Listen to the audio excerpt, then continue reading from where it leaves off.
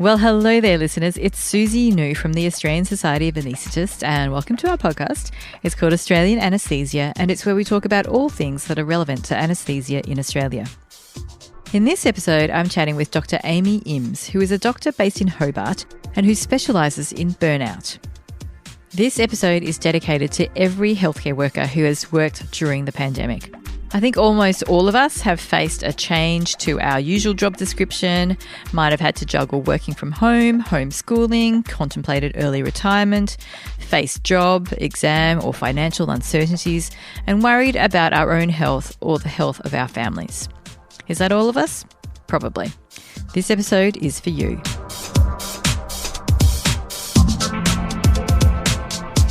Thank you for giving up some time this morning. No worries. To talk about burnout. Jeez, this could be a big topic, I think. It is, huge topic. The main reason I wanted to do this podcast with you is because it's been a long few years. The pandemic has gone on for ages.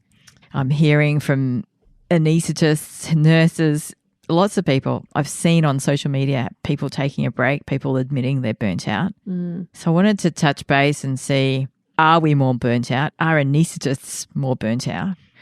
But I thought before we can tackle that question, we need to go back and actually try and understand what burnout is.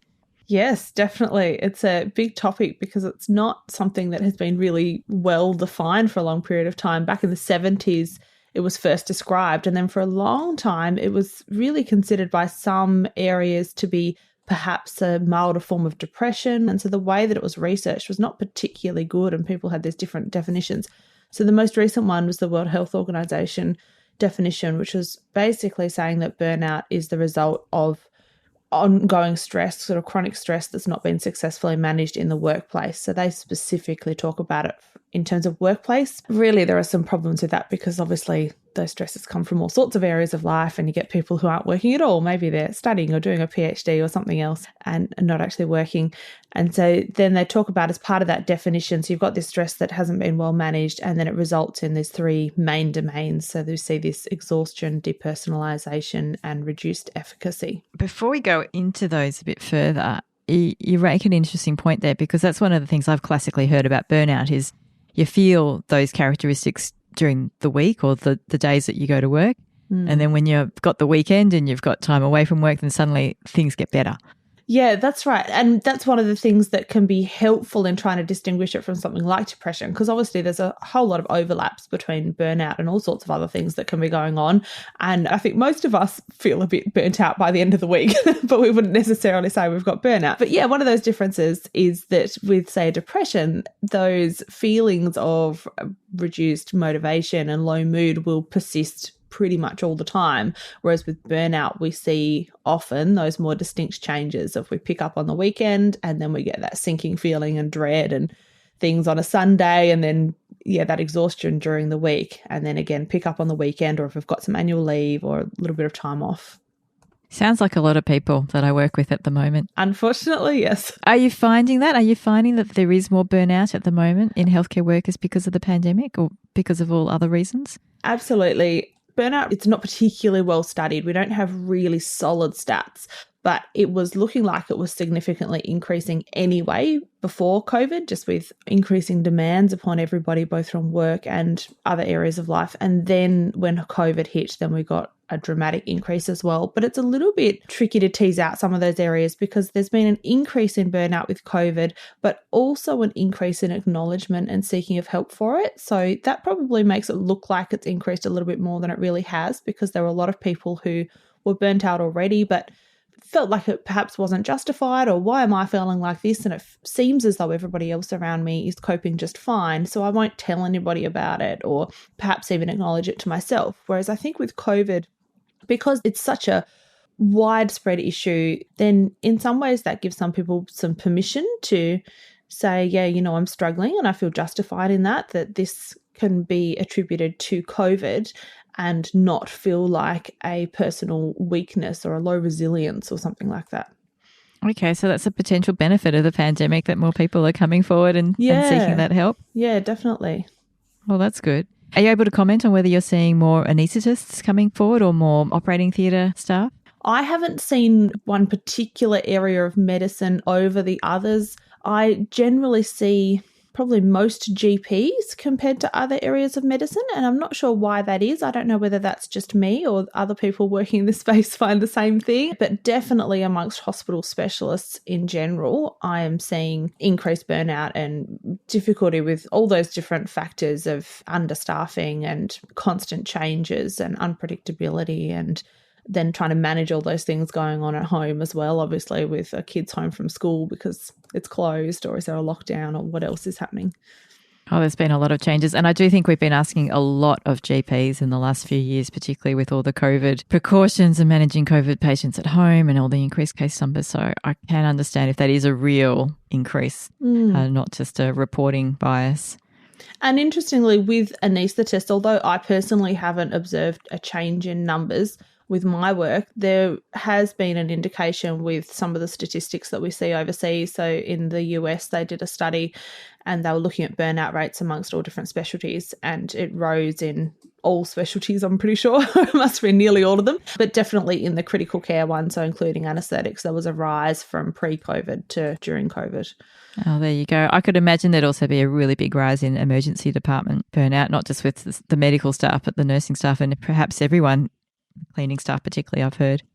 I wanted to go a little bit more into those features of burnout because people might be putting up with them. They might not be recognising that these are some of the things. So going through the first one, exhaustion, that seems pretty self-explanatory. Do you want to just give us a little bit more detail on that one? Yeah, as you say, that's pretty self-explanatory, and it's that tiredness that feels pretty pervasive, that it's an increase from your normal kind of tiredness that's not necessarily specifically associated with an extra long day at work or some shift work, but you just feel fatigued all the time. And then sometimes noticing that particular in relation to work. So you're noticing that you get much more tired as you come into that work week and during that work week compared to weekends. It's also added to by poor sleep. So most people who are struggling with burnout are worrying about all sorts of different things and perhaps using some unhealthy coping mechanisms that add to poor sleep as well. So that staying up, worrying, staying up late just because that feels like it's the only time you get a chance to have some time to yourself that's not work and stressful, waking up during the night and thinking about things. So there's that double side to it. There's the exhaustion and then there's that poor sleep that just adds to that. Oh, that's good to know. So watch out for that. And perhaps we're flagging there something that people can do about it is perhaps getting better sleep habits or something like that. Yeah, definitely. And then there was the depersonalization. So what does that mean? So this is where we start to get a bit of a detachment from emotions and other people. So when you notice people becoming more cynical, a reduced ability to show empathy and compassion towards other people, because I think we just don't have much emotional reserve left there to be able to show that towards other people.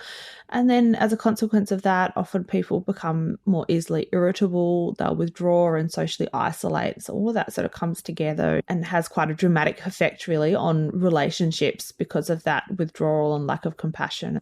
I could imagine that. So we could be a little bit more curt with our patients and then perhaps not as engaging with our colleagues. Yeah, and then those interactions become less rewarding and less effective, and then that just increases it. So it's like a lot of these things that you get a bit of a snowball effect that once it starts, it kind of builds up and gets harder and harder. Absolutely. And I think sometimes having those great debriefs with your colleagues or even just having those really wonderful patient interactions, sometimes they can give you a little boost. So you're right, you do miss out on those, don't you? Yeah. And then the last one was decreased efficacy. What goes on with that one? Yeah, this is an interesting one. So sometimes if somebody's burnt out, then the effects of that can be that they're not showing this compassion, things that we're talking about. They're not concentrating as well. They're perhaps not making as good decisions, not able to think as clearly. So you can see a drop in performance.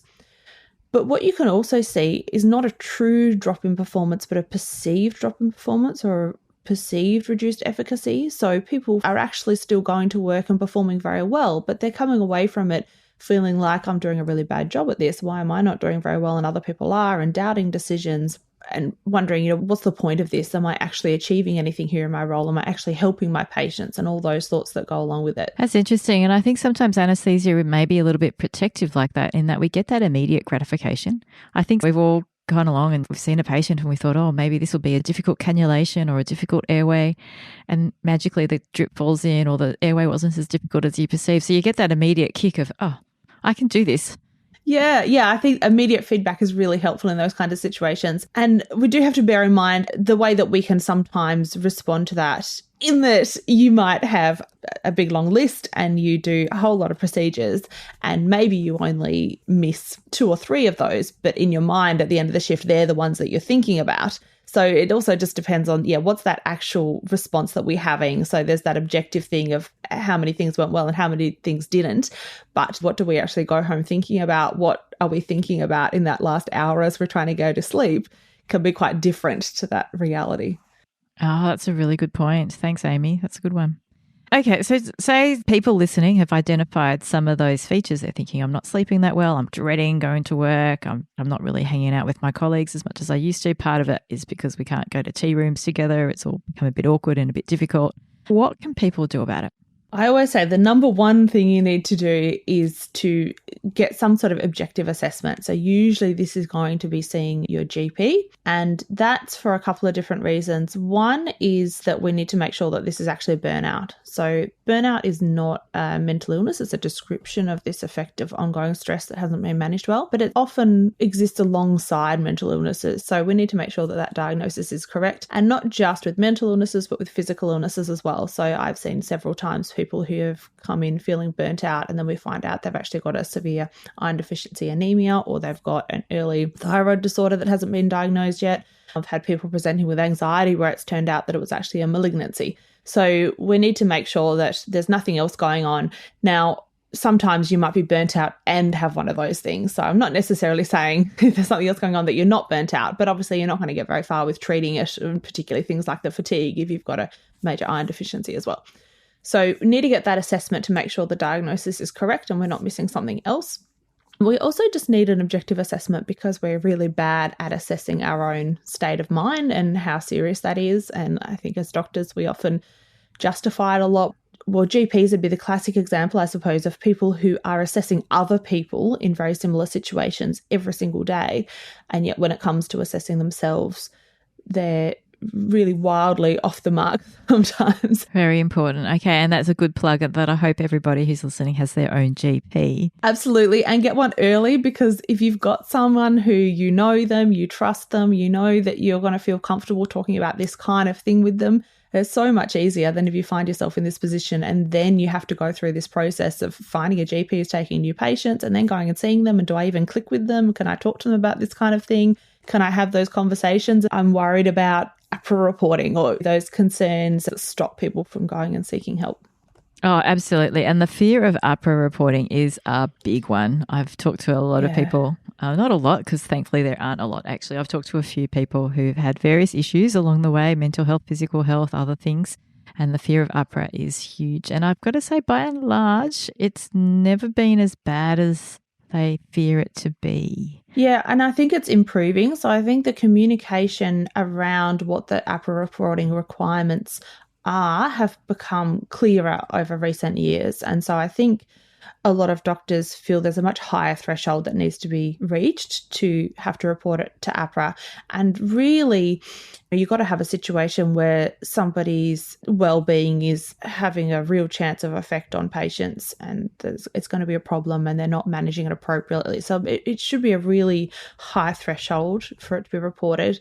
And I do think it's worth, like anything, bearing it in mind, because we've all heard those cases where things have not been handled well and where people have reached out for help and it's had really unfortunate outcomes. So we do need to think about those things. And if you have those worries, then I think having those conversations with your GP up front, because sometimes your GP might not have reread the AHPRA requirements recently. So sometimes having those conversations can be helpful for everybody and a chance for education for them as well.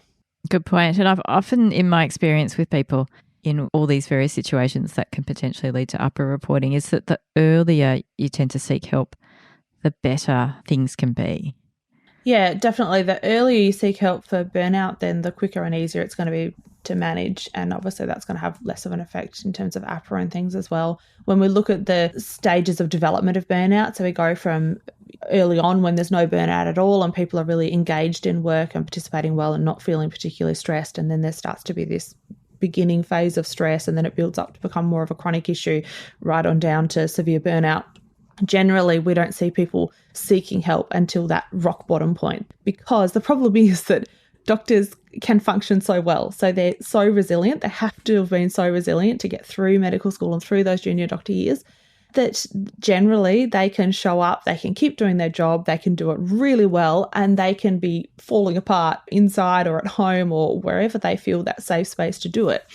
So until they get to that point where they literally cannot function anymore, or they notice suicidal thoughts or something that just triggers that I just cannot avoid this any longer, and then that's when they seek help. So we're trying to encourage that help seeking earlier in that process. Very good point there.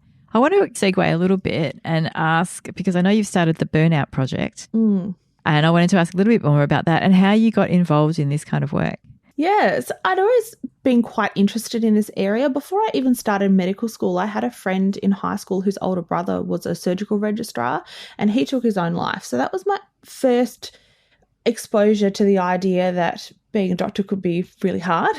And then during medical school in those early doctor years, I just noticed a lot of doctors around me who seemed to be really struggling, and especially the ones who I knew them as an intern, and then I would see them progress through and seemed to change a lot as they got into those registrar years and sitting exams, and there's really, really tough times of career.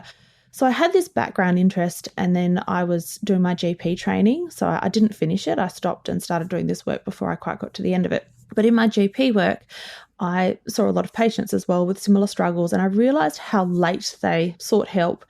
And a lot of them didn't really think of it as the kind of thing they could go to their doctor about. It just sort of feels like, well, I've got all these problems in life and work, and it's not a thing that a doctor's going to be able to give me a pill for or something. They're just my problems that I have to figure out. So not really seeking help for it. And then because it's not a mental illness, then accessing things like psychologist care can be really challenging for some people. And the other thing that I noticed was that it would often be family members who would come in and have concern for their husband or their wife or their child a lot before the individual would acknowledge it and come in. So the very beginning of this idea of the Burnout Project was actually to draw upon that perhaps a way to encourage people to seek help earlier would be for these family members and friends or colleagues who've noticed that struggle to be involved in that process of getting them some help. And so I created these packages where I wrote a book as a helpful, really practical resource that could be part of this package. So if somebody was worried, they could order it anonymously if they wanted to be delivered to somebody to go, hey, someone's noticed that you're struggling. Maybe you are, maybe you aren't. But if you are, here's some resources to have a bit of a look at and just think about it. Wow, fantastic. In actual fact, most people actually just order them for themselves as far as I can tell, which I think is perhaps even better. I don't know. So what's the name of the book and where do people get that from? So that's called Burnout, Your First 10 Steps. And you can get it from most online book retailers, or you can get it from my website, which is theburnoutproject.com.au.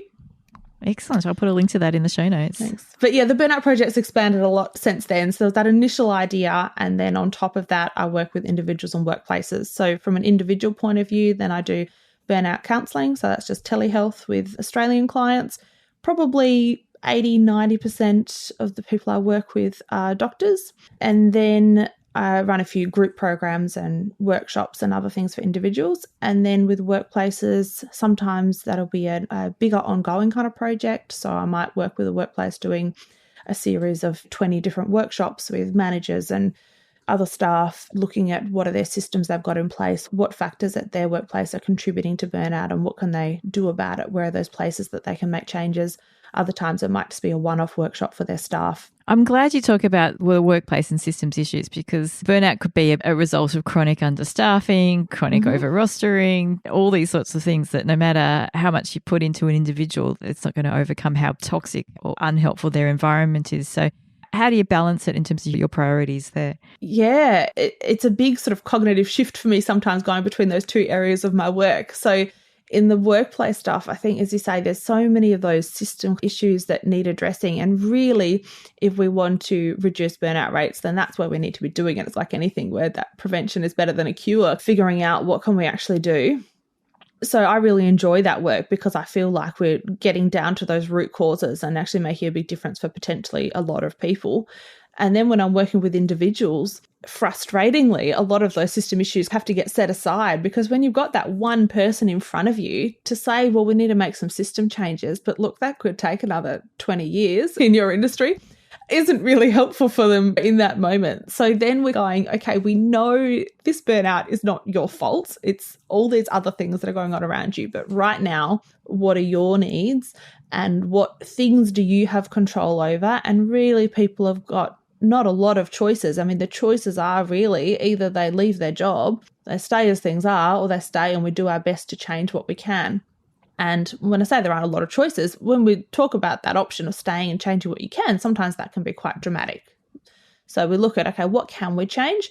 And then once we've been working on that and looked at what can we change and is that making enough of a difference, then that's the question, is that enough of a difference? Have I been able to change enough and see enough scope for further change that I still want to be here, that this job is meaningful for me, important enough to me, or essential enough to me? Not everybody has that choice to just leave their job or not, and then you consider leaving. Have you found that with some of the people that you see, that they have ended up leaving their jobs? Yeah, definitely. So I've had some people who have left their job or changed their job. I've had people who've got multiple roles and they might perhaps shift, how many hours a week or something that they're doing between different roles.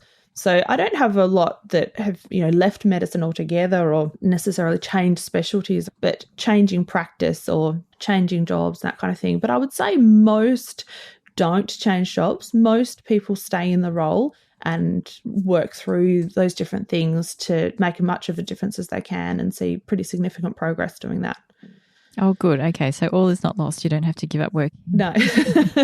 but maybe it's a good idea too, if you can. Complex question. You mentioned about 90% of the people that you see are doctors. The remaining ones in health, or have you started seeing people from other industries? No, I see people from lots of other industries as well. So real estate agents, politicians, CEOs, people in IT industry. It's pretty broad, it's everywhere really. Unfortunately, when we look at those burnout rates and the statistics, when they were originally looking at it in the 70s, then they were looking at those kind of caring professions because it's got that extra emotional kind of load to it, and also a sense of altruism that goes with it, that it's an extra complicated part of our career that we really want to give a lot because we want to help people. And I think that makes it a lot more difficult to sometimes set those boundaries. You go, well, I'm not just going to leave at 5 o'clock, because if I don't, this is actually somebody's health in my hands, as opposed to perhaps some other industries. So yeah, they were looking at nurses or healthcare workers in general, teachers, those kinds of areas. But over the years, we've seen that there's really just so much burnout amongst so many different industries, because even those ones where you don't have that emotional element as an integral part of your job, there can be so much pressure and deadlines and understaffing and HR issues, and it's just complicated everywhere. It is. And it's all things that have been amplified with the pandemic, isn't it? I just dropped my daughter off at school today and they were telling me about how difficult it was to find teachers because there's so many teachers off sick at the moment, and they were sounding a little bit stressed as well. Absolutely. And I think that's another thing that we need to remember, that when we look at those different options of maybe I just shouldn't be a doctor anymore or something, that the grass is always greener. We look at these other careers and we think, oh, maybe that would be better. And a lot of things that we think, oh, maybe that's just our job because that's where we're noticing it. And then you see actually it's in so many different jobs. Well, you've made an interesting step in that you left your GP training to focus on this work. I'm assuming you still have medical registration. Yeah, so with my counselling work, so that's the only clinical part of my work that I have left, and then the rest of it is non-clinical. Yeah, right. Interesting. So that's a big step to go from medicine into more of an entrepreneurial kind of work. Yeah, that's been an interesting pathway and not an easy one initially. I think I didn't even know there were other options really. I just thought you chose a specialty and you studied for that. That's what you did as a doctor. I think now it's much more recognised that there are lots of different things that you can do with a medical degree. And I think that's a great thing, because there have always been people who have studied medicine and come out the other side and then perhaps realised that maybe this isn't the best fit for me, but stuck with it anyway because I felt like there was no option. And I don't know, maybe they were great doctors anyway. Maybe they really struggled and weren't great doctors because it wasn't a good fit for them. But a lot of the skills that we learn can be very helpful in other careers. And I don't know if you've heard of the creative careers in medicine. They've got, Facebook page and conferences and things. And I went to some of those early on and found that a really helpful place to gather with other people who were taking a similar kind of path and looking at what are those other areas of medicine and how can I be a doctor in the world without necessarily working in a hospital or a GP practice, and do I still have something to contribute, and all those more philosophical questions that you ask about yourself and who you are and what does being a doctor mean. And I think that's generally something that people struggle with when they have that question about, do I want to be a doctor anymore? Because doctors often have their career very tied up in their self-identity and their feeling of self-worth. Oh, definitely. How long have you been doing the Burnout Project for now? I think it's about 6 years now from its very infancy. It didn't quite become the Burnout Project until a couple of years into that. Yeah. Wow. It would have been fascinating taking those first few steps.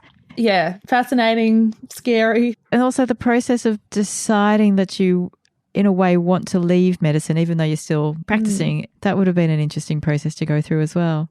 Yeah, absolutely. And especially because early on, I wasn't sure whether I would leave altogether. And then as it turned out, I did keep that counselling going and I've really enjoyed that and want to keep it going. So yeah, it was a really interesting time thinking about that and what would that mean to me and is that something that I want to do? And somebody at the time said to me that they always advise making decisions that are irreversible if you want to. And that was such good advice to me. And so now I give the same advice to other people. So if people have that opportunity to take some leave from a training program, for example, or take leave from work instead of just quitting, or if you're leaving your job or taking some time off, keeping your registration going for as long as possible, all of those sorts of things, because often what people find is they feel really burnt out by work. I just cannot do this anymore. I hate it now. I don't get any joy from this. I never want to do it ever again.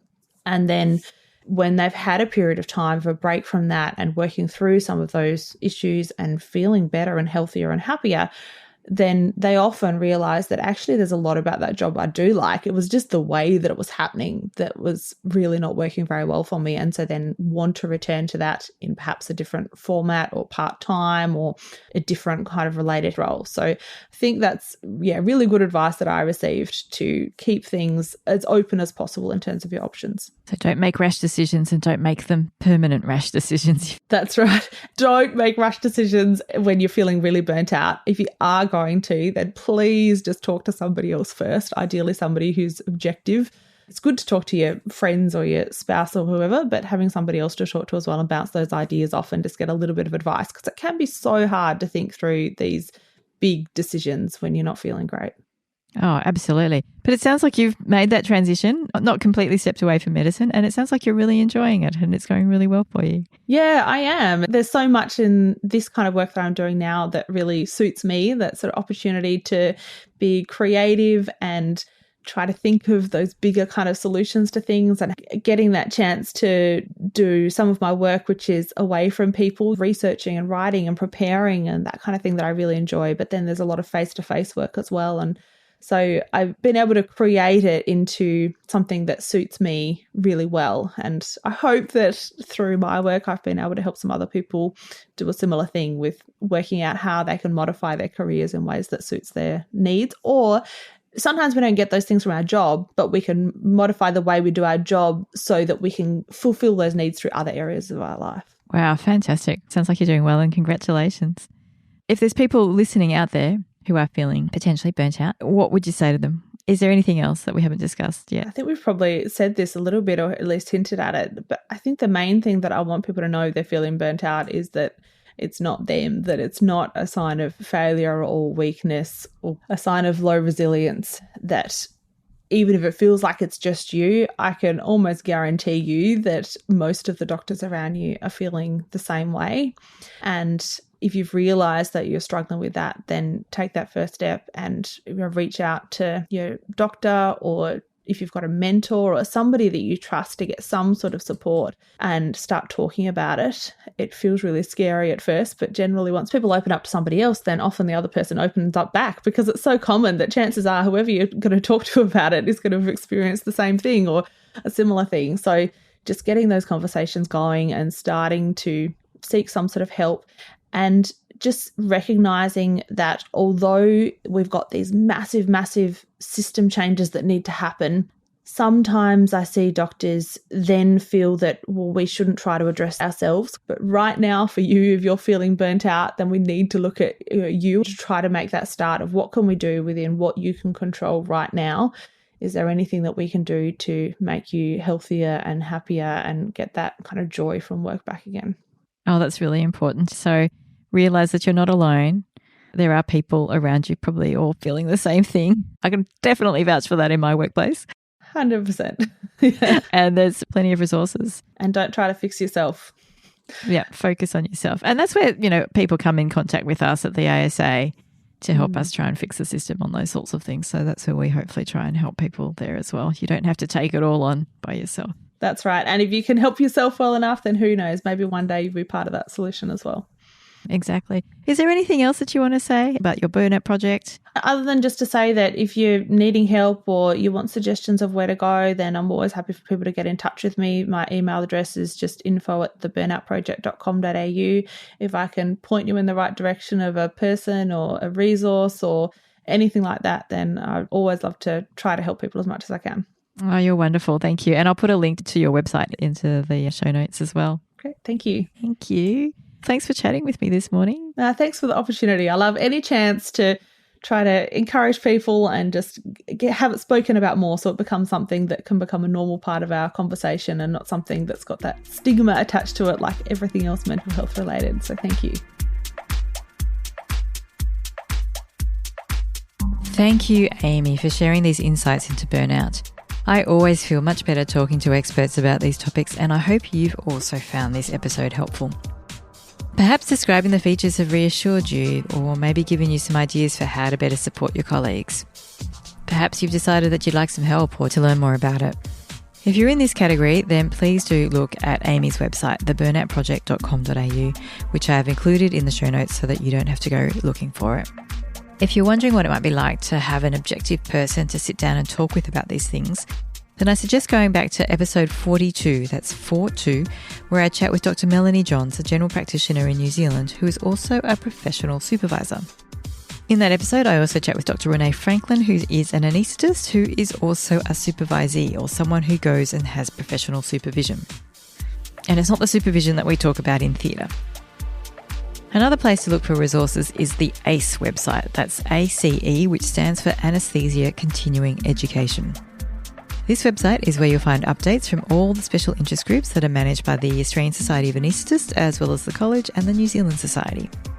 One of those special interest groups is the Wellbeing SIG. On the Wellbeing SIG page, you'll find links to some useful resources, a curated selection of these podcasts, such as how to form peer groups, a personal perspective on substance misuse, and navigating a long period of time away from work. You'll also find details of Wellbeing SIG activities at any of the upcoming conferences. Of course, I'll put a link to that page in the show notes. And also don't forget, if something has happened at work and you are concerned about AHPRA, do get in contact with the ASA as we may be able to support you through the process. All right, I hope you've been able to take some time for yourself and that you know you're not alone, and of course that you're staying safe and well out there. This episode of the Australian Anaesthesia Podcast was produced by the Australian Society of Anaesthetists, otherwise known as the ASA. More episodes can be found on the ASA website, asa@asa.org.au. Don't forget to follow or subscribe to receive the latest episodes, and of course, you're welcome to share them as widely as you wish. Please send any feedback to the ASA by emailing asa@asa.org.au. Music was by Mark Suss, and we hope you enjoyed listening.